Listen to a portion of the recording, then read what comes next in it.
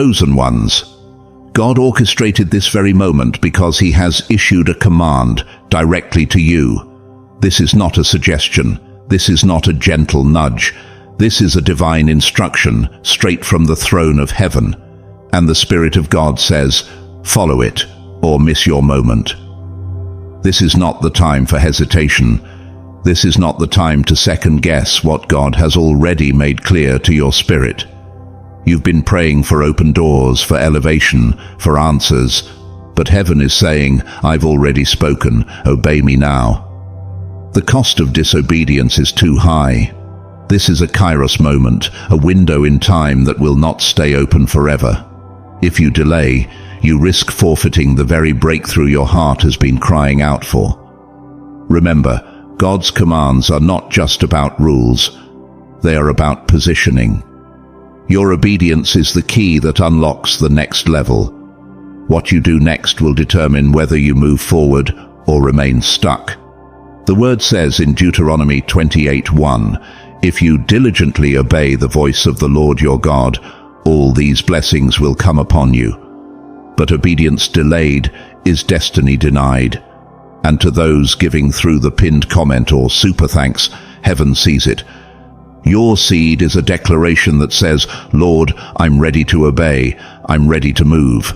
Because of that, expect divine clarity, acceleration, and open doors. Chosen ones, God is waiting on you. Don't let this moment pass. And to those giving through the link pinned in the comment section or super thanks feature, heaven sees your heart. Your seed is not just generosity, it's a declaration of alignment. It's saying, Lord, I choose to obey. I won't miss my moment. And because of your faith, expect divine clarity, accelerated favor, and supernatural doors to swing open. Chosen ones, God just gave you a command. Follow it or miss your moment. The choice is yours. A divine command is not a suggestion. It's not a polite recommendation. It's not something you can consider later when it feels convenient. It is God's instruction issued from the throne of heaven, and it comes with urgency, weight, and eternal consequences. To treat it casually is to play with your own destiny. When God speaks, it is not just information. It is an invitation to alignment. It is an alert from eternity sent to reroute you, protect you, or launch you into the next dimension of your assignment. Every command is a lifeline, and how you respond determines whether you step forward into divine provision or remain stuck in cycles of delay. Think of it like this. Imagine a soldier in the middle of a battlefield. His commander radios in an order, move now to the left or you'll be hit.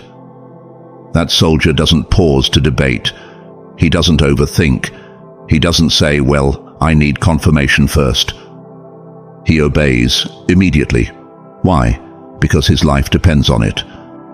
Now apply that to your spiritual reality. When God gives you a directive, he sees the spiritual landscape you cannot see. He sees the traps, the enemy's ambush, and the divine opportunities positioned in a window of time. Every hesitation is dangerous. Every delay is costly. Obedience in the kingdom is not just about agreement. It's about survival, protection, and positioning. Let's break it down like we're teaching a child how to read. When God speaks, heaven listens. When God speaks, angels move. When God speaks, destinies shift. When God speaks, your future is being written, line by line. So when you ignore that voice, you're not just delaying a task, you are delaying your destiny. Some doors only stay open for a season, and when God commands, it is because that season has come. Your obedience is the bridge between where you are and where God has prepared for you to be. Don't treat divine instruction like an opinion. It is the blueprint to your breakthrough. Now let's go deeper. What happens when you delay God's command? Let's look at Jonah. God said, "Arise, go to Nineveh." Jonah chapter 1 verse 2. But Jonah ran in the opposite direction, and what followed was chaos. A violent storm, his life at risk, thrown into the sea and swallowed by a great fish. Why? Because delayed obedience is still disobedience. Partial obedience is still rebellion. God doesn't just honor effort, He honors exactness. When He speaks, He is not giving room for negotiation or adjustment. He is giving you a divine instruction calibrated for a specific time and purpose. Delaying, debating, or modifying His command is not obedience at all. It's defiance in slow motion. Let me explain slowly. If God tells you to do something now and you do it later, you've still disobeyed. If He says turn right and you go straight, even with good intentions, you are still outside His will. God is not moved by your intentions, He is moved by your obedience. This is why James chapter 1 verse 22 says, "But be doers of the word, and not hearers only, deceiving yourselves." Every time you hear God, feel stirred, even cry, but refuse to act, you deceive yourself into thinking you're aligned, when in truth, you're drifting. Obedience is the bridge between hearing God and walking in His promises. Without it, your destiny remains delayed, your prayers remain suspended, and your purpose remains locked. Let's take it deeper. When God gives you a command, it is often tied to a divine window in time, a kairos moment, a portal in the spirit that won't remain open forever. That command is not just about obedience, it is about alignment with heaven's schedule for your life. If you miss that window, you don't just miss a task, you miss the shift, the breakthrough, the divine encounter that was destined for that season. Heaven operates by timing.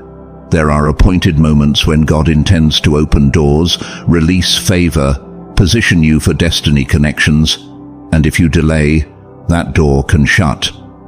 This is not to make you fearful, but to awaken you to the urgency of obedience. Every divine instruction carries a deadline you may not see, but you will feel the loss if you hesitate too long. This is exactly what Jesus taught in the parable of the 10 virgins in Matthew chapter 25. All 10 were waiting for the bridegroom, but only 5 had enough oil to be ready when he came. The others tried to prepare too late, thinking they had more time. But then came those sobering words, "And the door was shut." Let that burn in your spirit. The door was shut. No amount of pleading or regret could reverse it. They missed their window, not because they didn't want to enter, but because they weren't ready when it mattered. Likewise, when God gives you a command, it is often time-sensitive. Your preparation, your obedience, your readiness, all of it determines whether you walk through that open door or stand outside watching it close. Let's start with Moses and the rock. God gave Moses a very specific instruction. Speak to the rock before their eyes, and it will yield its water. Numbers chapter 20 verse 8. But instead of speaking, Moses struck the rock twice in frustration and anger. The consequence was severe. God told him, "Because you did not trust in me to honor me as holy, you will not bring this assembly into the land." Numbers chapter 20 verse 12. Decades of leadership, sacrifice, and obedience. Yet one moment of disobedience closed the door to the promised land. This is a warning to every chosen one. Disobedience can cancel decades of progress. One act of defiance, one moment where you mishandle God's instruction, can cost you the very thing you've prayed, fought, and waited for all your life. Now look at King Saul and the Amalekites. God commanded Saul to utterly destroy the Amalekites, every man, woman, child, and animal. 1 Samuel chapter 15. But Saul chose to spare King Agag and the best of the animals, claiming he was keeping them for a sacrifice to God. But God didn't ask for a sacrifice, He asked for obedience. The prophet Samuel rebuked him, saying, "To obey is better than sacrifice, and to heed is better than the fat of rams." 1 Samuel chapter 15 verse 22. Because of this partial obedience, God rejected Saul as king. Because you have rejected the word of the Lord, He has also rejected you from being king. Verse 26. Saul's destiny was snatched away, not because he didn't act, but because he didn't obey fully. Partial obedience is still complete disobedience in God's eyes. Both of these stories shout a sobering truth. God is precise with his instructions because his purposes are holy. Disobedience, whether by addition, subtraction, or delay, carries consequences that can derail even a destiny. When God speaks, he's not giving you room to interpret. He is commanding for the sake of your future. Whether you're leading millions like Moses or reigning on a throne like Saul, obedience is the key that keeps the door to destiny open. Don't gamble with your future by treating God's word as optional. Obey fully, obey promptly, and obey precisely, because your promised land depends on it. Let's slow down and unpack something deep. Obedience to God rarely makes sense to the human mind. In fact, God often gives instructions that directly challenge logic, strategy, and human reasoning. Why? Because he's not developing your intellect, he's developing your trust. Every command God gives is an opportunity to shift from relying on your own understanding to fully leaning on him. Noah was told to build an ark with no rain in sight. Abraham was commanded to sacrifice the very son that carried the promise. Joshua was told to march around fortified walls instead of attacking. Gideon had to shrink his army from thousands to mere hundreds before facing war. Peter was instructed to cast his net on the other side after an entire night of catching nothing. None of these instructions made sense in the natural, but in the realm of faith, they unlocked miracles. This is the pattern of God. He tests your trust through commands that contradict your comfort and logic.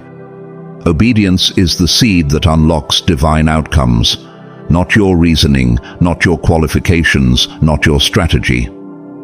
Proverbs chapter 3 verse 5 says, "Trust in the Lord with all your heart, and lean not on your own understanding." That's the posture God requires. If you keep waiting for everything to make sense before you move, you will miss the supernatural. God is not seeking those who can figure him out. He's seeking those who will trust and obey, even when it feels foolish. Because every time you obey beyond your understanding, you position yourself to witness the impossible. Do you want to unlock the supernatural? Then obey. In 1 Kings chapter 17, Elijah encounters the widow at Zarephath during a severe famine. She was gathering sticks to prepare a final meal for herself and her son before they died of hunger. Yet Elijah gives her a divine instruction: make me a small cake first. To the natural mind, this seemed inconsiderate, even cruel, asking a dying woman to give up her last meal. But the widow obeyed, and that simple act of faith unlocked a miracle. Scripture says, "The jar of flour was not used up, and the jug of oil did not run dry." 1 Kings chapter 17 verse 16. Her obedience triggered provision. Her submission to the word of the prophet released overflow that sustained her household through the entire famine. Let this settle deeply in your spirit. Your provision is often hidden in your obedience. If you find yourself struggling financially, emotionally, or spiritually, it's time to examine whether you've been ignoring a divine instruction. Sometimes the breakthrough you're praying for is waiting on the other side of the step you've refused to take. God's blessings are often activated by action, not just prayer. You can fast, cry, and pray, but if there is an instruction you're neglecting, you'll remain stuck. Obedience is not just a spiritual duty. It is the key that unlocks God's supernatural supply for every area of your life. Let's look at Joseph. He obeyed God while he was in prison, a place where most would have become bitter, resentful, and hopeless. Yet Joseph remained faithful, serving with integrity, interpreting dreams, and keeping his heart aligned with God's purpose. He didn't grumble. He didn't curse his circumstances. And because of that obedience in the dark, in the pain, in the waiting, God elevated him from the dungeon to the palace. One moment of divine intervention turned a prisoner into a prime minister, but that moment was built on years of obedience when no one was watching. Consider David. As a young shepherd boy, he obeyed God in obscurity, faithfully tending to sheep while others were being seen and celebrated. He honored Saul, even when Saul was trying to kill him, because obedience meant respecting God's anointed. He faced Goliath when trained soldiers cowered because his obedience to God's voice was stronger than his fear. And what was the result? God raised David from forgotten shepherd to Israel's greatest king. Then look at Jesus. He became obedient unto death, even death on a cross. Philippians chapter 2, verse 8. And because of that, God exalted him to the highest place. Verse 9. Obedience always precedes elevation. If you want to rise high with God, you must first go deep in obedience, even when it costs you everything. Now, let's pause and ask the most important question. What has God asked you to do? Not what he told your friend, your pastor, or your family, but you. Because God's instructions are personal. They are tailor-made to fit your purpose, your calling, your destiny. Maybe he told you to forgive that person who hurt you deeply, or to walk away from that toxic relationship that's draining your spirit. Maybe he's been stirring you to start that ministry, write that book, preach that message, or change your circle of influence. Perhaps he's calling you to sow a specific seed.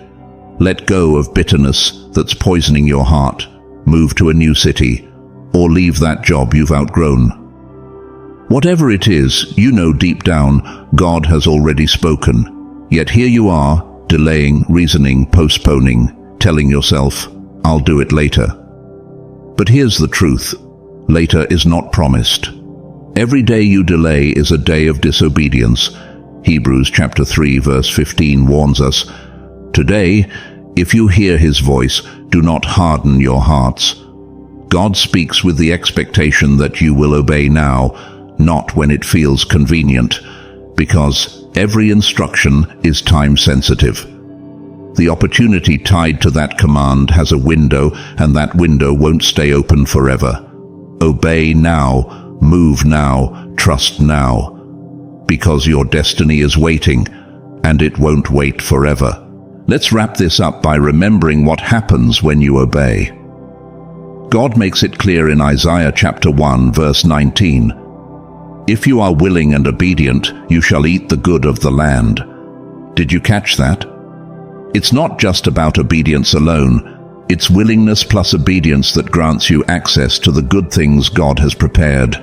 The land may flow with milk and honey, but only those who obey will enter and taste its abundance. You can desire the blessing, pray for the breakthrough, and fast for the favor, but it is obedience that unlocks the door. The question is not just, do you want it? The real question is, are you willing to obey for it? Deuteronomy chapter 28 paints the full picture of what God reserves for the obedient. It says, you'll be blessed in the city and blessed in the field. You'll be blessed when you come in and blessed when you go out. Your enemies will rise against you one way, but flee 7 ways. Your storehouses will overflow, and heaven will release rain in due season. You'll be the head and not the tail, above only and never beneath. All of this if you obey. The formula is simple but costly. Obedience is the gateway to favor, provision, protection, and promotion. The only thing standing between you and the fullness of God's promise is your yes. So say yes, completely, willingly, immediately. God is speaking, and the truth is, he has already spoken. Deep inside, you know the instruction. You know what he's been pressing on your heart. Now comes the test that every chosen one must face. Will you obey? Will you follow the word God gave you, or will you hesitate and miss your moment? This is not a casual choice. This is a crossroads of destiny. Heaven is watching, angels are recording, and your future is hanging in the balance. Every instruction you ignore is a door you refuse to walk through. Every act of obedience is a step closer to the life God designed for you. Don't take this lightly. This is not just about checking a box or fulfilling a task. This is about alignment, about protection, because some dangers can only be avoided by obeying, about provision, because your next level is tied to the command you're stalling on, and about destiny, because you cannot enter your promised land without following divine direction. So don't delay. Don't negotiate with God. Don't try to reason your way out of obedience. God just gave you a command. Now it's your move. Follow it, or miss your moment.